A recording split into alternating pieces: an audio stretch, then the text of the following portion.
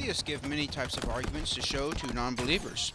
Arguments like the kalam, or the contingency, or the moral argument. There are hundreds to choose from. However, this argument the best argument that people have given. It's a version of the fine-tuning argument by Luke Barnes.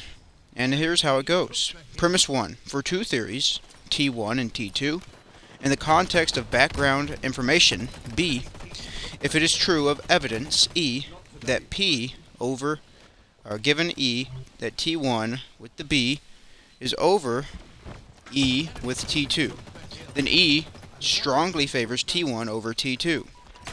Premise 2. The likelihood that a life-permitting universe exists on naturalism is vanishingly small. Premise 3. The likelihood that a life-permitting universe exists on theism is not vanishingly small.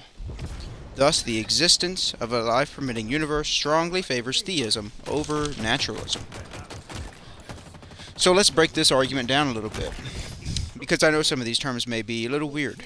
In Premise 1, T1 and T2 are only about Theory 1 and Theory 2, meaning theism and atheism. B is shortened from the background information, and E is shortened to give for evidence. So it just is saying that given E evidence, then Theory 1 is more probable than Theory 2, or T2, given all of the evidence. The rest just flows into the conclusion. The argument is merely just trying to say that given the evidence of the universe, with it being life-permitting, that the best and easiest explanation of this data is theism. So the chance of a life-permitting universe on atheism is basically impossible. So Premise 1 is not really the one where you'll see a lot of debate around. It's really going to be Premise 2 and Premise 3 where people will object to. So in support of Premise 2, I will be looking to fine-tuning examples, things that have to be a specific way in order just to get any type of uniformity or just the possibility of life in general.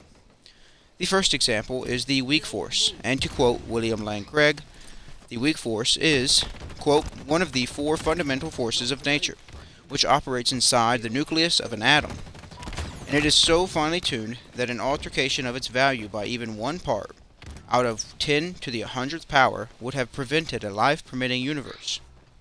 Similarly, a change in the value of the so-called cosmological constant, which drives the acceleration of the universe's expansion by as little as 1 part in 10 to the 120th power, would have rendered the universe life-prohibiting. End quote.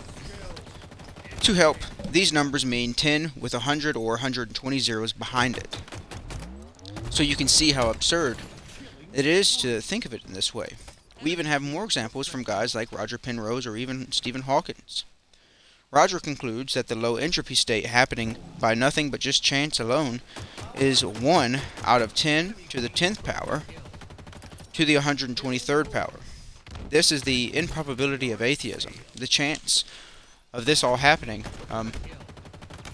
without any type of explanation in the way that we see from theism is, as it's put in the argument, vanishingly small. One last example would be cosmic microwave background radiation. It is uniform to about 1 part in 100,000. To quote from the book Understanding Scientific Theories of Origins, it says, if the initial distribution of matter and energy had been completely uniform, then no large-scale structures would have formed. There would be no galaxies, no stars, and no solar systems. In a perfectly uniform distribution, the force of gravity and the pressure force would have exactly balanced each other out, with nothing to seed the formation of galaxies. There would be no life in such a universe. End quote. So as you see, there are many examples of fine-tuning, and so many more that I haven't even addressed or mentioned. So as Luke tells us in his argument, one explanation of all of this data that I've given is just, giving Occam's razor, is that God filled the universe with life. It's the least contrived answer. And Occam's razor is just basically the idea of what's the easiest, most simple explanation of a particular hypothesis. For example, imagine you walk outside and you notice that the ground is wet and there's water puddles everywhere, and what have you. And one thing that may be possible when you walk outside and see this is, well, what if frogs from the river just a few miles away have come and spit up all over the ground? Plus, what if all of the water sprinklers from all of my neighbors has somehow started to go off, and maybe their garden hose of some sort did a particular thing, and this is leading to why it's so wet outside. However, this explanation is completely improbable, and the more probable explanation given Occam's razor is that it just simply just got done raining.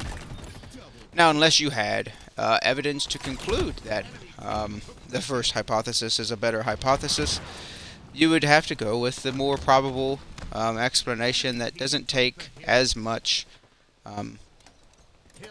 explaining to do in that type of way.